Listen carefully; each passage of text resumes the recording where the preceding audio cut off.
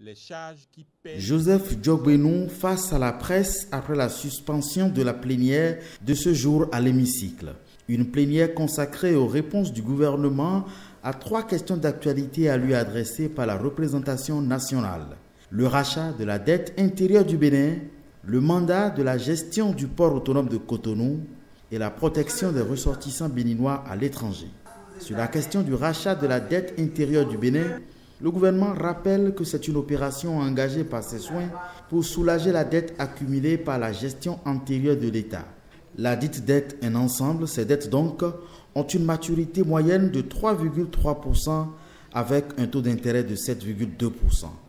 Il ne s'agit nullement de cession de dette à un quelconque fonds vautour. L'opération intervenant sur le marché financier communautaire, dont l'encadrement rigoureux est une garantie de transparence et de sécurité. Au demeurant, le procédé n'est pas nouveau. Il y a été recouru, aussi bien par les gouvernements précédents que par ceux des États de la zone monétaire. Le gouvernement insiste, l'État béninois ne connaît point de difficultés de trésorerie.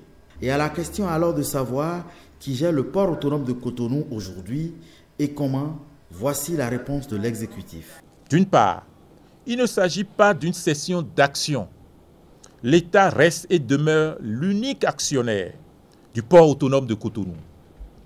On n'est donc pas en présence d'une privatisation. D'autre part, c'est en toute conformité à la loi internationale, communautaire et nationale, dont le Code des marchés publics, que le contrat a été signé. L'État actionnaire gardant l'administration au travers du conseil d'administration, retenant la direction, mais confiant la gestion à un professionnel dont la compétence et l'expérience sont universellement avérées pour une durée de 2 ans.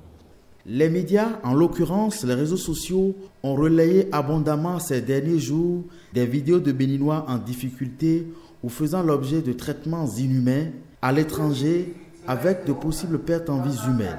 Les Béninois à l'étranger, notamment en Algérie et en Libye, subissent-ils vraiment des actes de xénophobie? Il importe de préciser que ni l'ambassade du Bénin à Alger, ni l'association des Béninois vivant en Libye, encore moins l'Organisation internationale pour les migrations partenaires opérationnelles qui assistent les États non représentés pour le rapatriement des migrants en Libye, n'ont rendu compte de cas de décès, d'aucun cas de décès au sein de la communauté béninoise. Les Béninois à l'étranger sont surveillés, sont protégés par le gouvernement. Il en a toujours été ainsi, il en est ainsi et il en sera davantage ainsi. Le gouvernement estime avoir apporté les réponses attendues et voudrait compter sur la sincérité et l'honnêteté de tous pour mettre fin à ce qu'il qualifie de vague d'intoxication.